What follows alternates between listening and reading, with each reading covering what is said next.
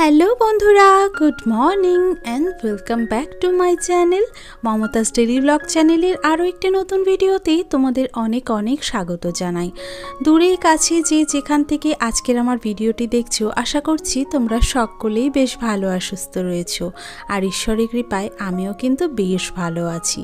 আজ হলো বৃহস্পতিবার আর এখন ঘড়ির কাঁটায় ওই সকাল 7:30 মতন বাজছে। তো আজকে ব্লগটা এখন থেকেই তোমাদেরকে সাথে করে নিয়ে শুরু করছি।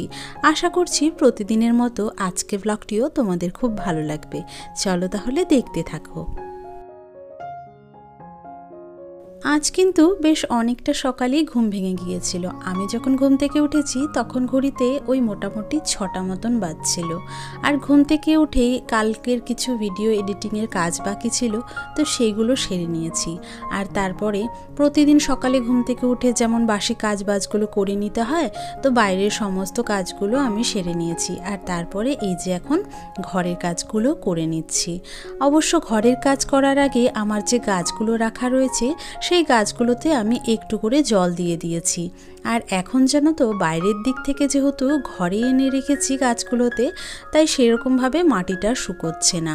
আর যেহেতু ওখানে বেশিরভাগ গাছগুলোই ইনডোর প্ল্যান্ট, তো সেই ক্ষেত্রে সেই গাছগুলোকে কড়া রোদে রাখলে কিন্তু গাছগুলো আর বাঁচত না। তো যাই হোক, ওদিকে গাছগুলোতে জল দিয়ে এখন এই যে আমার ঘরের বিছানাটা তুলে নিলাম। আর এই যে মায়ের ঘরে এসে তারপরে আলনাটা গুছিয়ে নিলাম, আর টিভি আর শোকেসটাকেও একটুখানি মুছে নিলাম। এদিকে শোকেসটা মুছে নিয়ে দেখলাম টেবিলটা একটুখানি অগোছালো হয়ে রয়েছে। আসলে দেখবে যেই জায়গাটার ব্যবহার একটু বেশি হয় সেই জায়গাটা কিন্তু প্রত্যেক দিনই অগোছালো হয়ে থাকে। যেমন এই টেবিলটাতে আমাদের প্রতিদিনের ব্যবহারের অনেক কিছুই থাকে। মানে আমার কিছু থাকে না, তবে বাবা মায়ের ব্যবহারের জিনিসপত্রগুলো থাকে। যেমন বাবার ওষুধ, তার সাথে মায়ের কিছু জিনিস রয়েছে, তো সেই কারণেই এটা প্রত্যেক দিন ব্যবহার করা হয়। তো সেই ক্ষেত্রে এই জায়গাটা এলোমেলো হওয়াটা কিন্তু স্বাভাবিক। তাই আমি প্রত্যেক দিনই চেষ্টা করি সকালে হোক বা বিকেলে এই টেবিলটাকে গুছিয়ে ফেলতে। ঘর বাড়ি অগোছালো থাকলে সেটা কিন্তু দেখতে একদমই ভালো লাগে না। আর ঘরে তো খুব একটা জিনিসপত্র নেই বা খুব একটা ফার্নিচারও নেই, তো সেই ক্ষেত্রে যেইটুকু দিয়েই ঘরটা সাজানো রয়েছে চেষ্টা করি সংসারের সমস্ত খুঁটিনাটি কাজের পাশাপাশি এইভাবেই ঘরটাকে গুছিয়ে রাখতে। তো ওদিকে ঘরটা গুছিয়ে নিয়ে দুটো ঘরে কিন্তু আমি ঝেড়ে নিয়েছি, তার পাশাপাশি মুছেও নিয়েছি। আর আজকে এই যে ঘরটা, এটা হলো আমার ভাইয়ের ঘর। তো এই ঘরটাতে খুব একটা জিনিসপত্র কিন্তু রাখা নেই, মানে ফাঁকাই রয়েছে। তো ঘরটাকে অনেকদিন বাদে আজ আমি মুছতে এসেছি। তো ঘরটা মুছে নিয়ে ঝটপট করে বারান্দাটাও কিন্তু এরই সাথে মুছে নিতে হবে। যেহেতু ঘরটা অনেকটাই বড়, তাই কিন্তু ঘরটা মুছতে বেশ সময়ও লেগে গিয়েছিল। একটা সংসারের কাজ কিন্তু কখনো গুণে শেষ করা যায় না। আর সেক্ষেত্রে আমাদের মতন মেয়েরা বা আমাদের মতো স্ত্রীরা কিন্তু সবসময় সংসারের খুঁটিনাটি কাজগুলো একটা একটা করে ধরে সমস্ত কাজের ফাঁকে সেগুলোকে করার চেষ্টা করি। তবে সেই কাজগুলো গুছিয়ে পরিপাটি করে সুন্দরভাবে করাটাও কিন্তু একটা শিল্পের মধ্যে পড়ে। কাজ তো আমরা প্রত্যেকেই করি, তবে সেই কাজের মধ্যে এইটুকু পার্থক্য কিন্তু থেকেই যায়।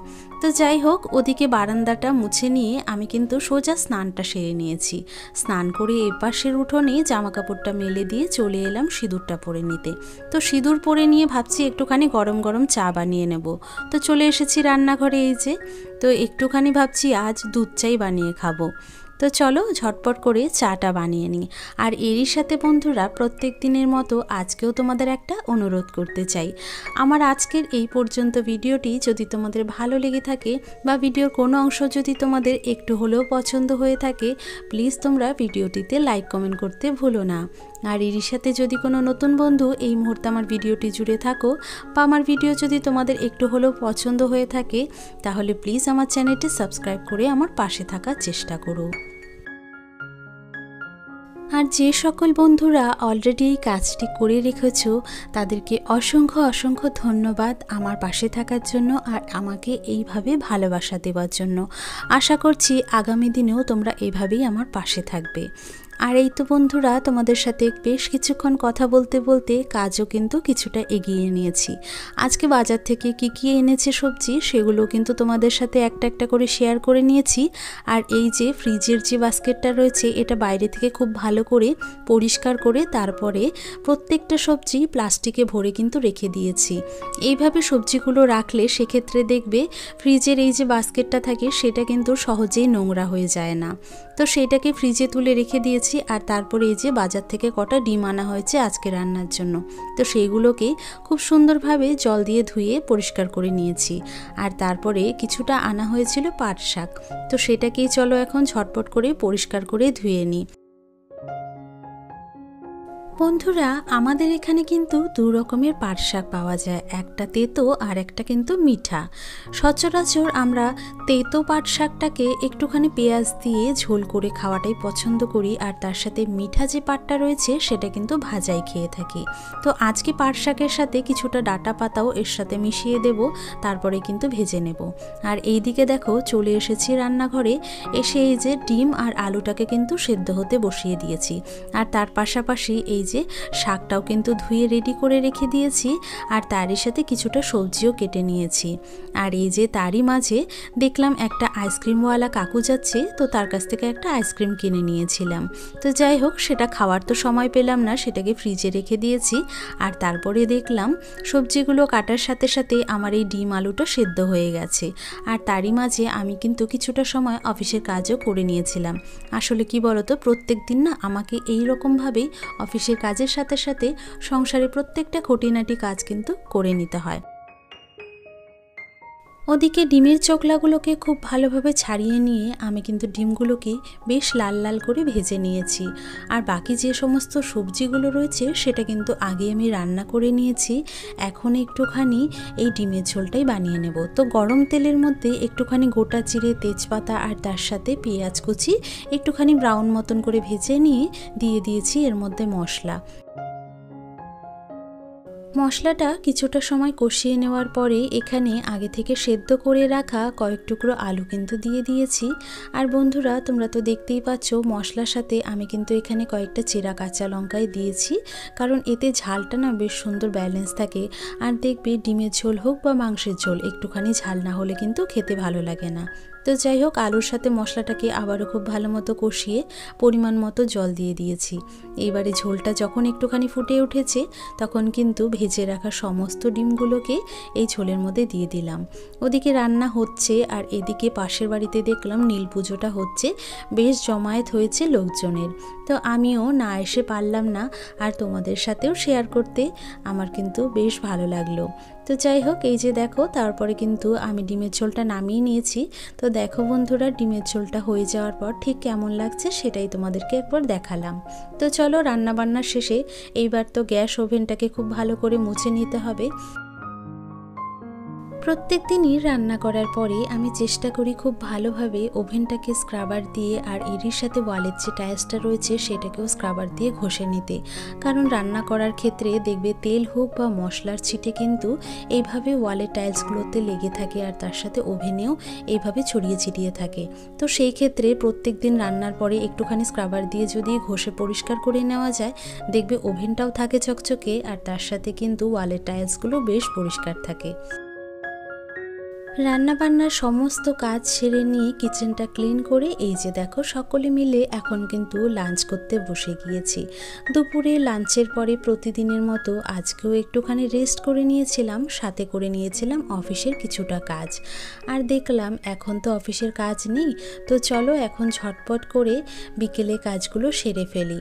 আসলে কি বলো তো, এইভাবে টুকটুক করে কাজ করতে করতে মাঝে মাঝে কিন্তু আমার অফিস থেকে কল আসে, তো সেক্ষেত্রে অফিসের কলগুলো অ্যাটেন্ড করতে হয়, আর তারই মাঝে কাজগুলো কিন্তু দেখে নিতে হয়। এইভাবেই আমি কিন্তু দুদিকটা ব্যালেন্স করে রাখার চেষ্টা করি। তো যাই হোক, বাইরে যে সমস্ত জামা কাপড়গুলো মেলে দেওয়া ছিল সেগুলো কিন্তু শুকিয়ে গেছে, তো সেগুলো ঘরে তুলে রেখে দিয়েছি। আর তারপরে চলে এসেছি এপাশের উঠোনটা ঝেড়ে নিতে। জানো তো বন্ধুরা, দুদিন ধরে না ওয়েদারটা তেমন কিন্তু খুব একটা উজ্জ্বল নয়, দেখতেই পাচ্ছ একটুখানি কিন্তু মেঘলা ওয়েদার। তো যাই হোক, ওই যে শুনেছি অনেক জায়গায় নাকি ঝড় বৃষ্টি হচ্ছে, তো হয়তো সেই কারণেই এখানকার ওয়েদারটাও ঠিক এইরকম।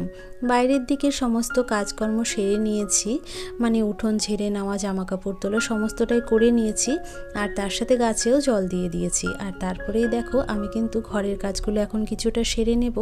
তো ঘর দুটো ছেড়ে নিয়ে চলে এসেছি গরুর ভাতটা রান্না করতে। আর এখানে দেখো গরুর ভাতটা কিন্তু ঘুঁটো দিয়ে আমরা রান্না করে থাকি, তো সেই ক্ষেত্রে ঘুঁটো দিয়ে জাল দিতে দিতে আমি কিন্তু বাকি কাজগুলো এখন সেরে নেব।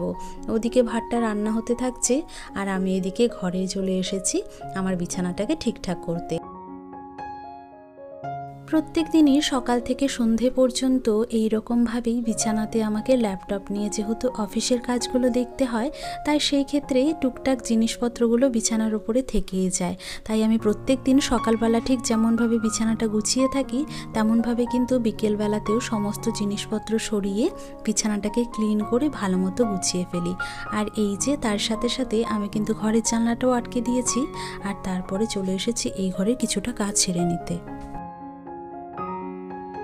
এই ঘরে এসে প্রথমে বিছানাটাকে একটুখানি গুছিয়ে নিলাম। যেহেতু দুপুরবেলা এখন প্রত্যেক দিনই শোয়া হয়, তো সেই ক্ষেত্রে বালিশগুলো এদিক ওদিক ছড়িয়ে ছিটিয়ে থাকে, তো সেটাকে একটুখানি ঠিকঠাক করে নিলাম।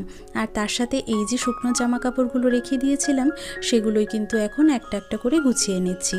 আসলে কি বলো তো, আলনাটা প্রত্যেক দিনই দুবেলা না গোছালে কিন্তু হয় না। সকালের দিকে কখনো কখনো দেখি একটুখানি এলোমেলো হয়ে থাকে, তো সেক্ষেত্রে সকালেও কখনো গুছিয়ে নিই। আর তার সাথে এই যে বিকেলবেলা তো প্রত্যেক দিন গোছাতেই হয়। বিকেলবেলা সময় না পেলে সেক্ষেত্রে সন্ধ্যার পরেই সেই কাজটা করে থাকি। আর যখন শরীর অসুস্থ থাকে সেই ব্যাপারটা তো অন্যরকম। তো যাই হোক, দেখো সমস্ত জামা কাপড় কিন্তু আমি একটা একটা করে গুছিয়ে নিয়েছি। আর তারপরে এই যে আলনাটাতে খুব সুন্দরভাবে একটা একটা করে জামা কাপড় কিন্তু সাজিয়ে গুছিয়ে নিলাম। তো চলো বন্ধুরা, আজকের মতো এখানেই বিদায় নিচ্ছি। দেখা হচ্ছে কাল একটা নতুন ভিডিওর সাথে। ততক্ষণ তোমরা ভালো থেকো, সুস্থ থেকো। নমস্কার।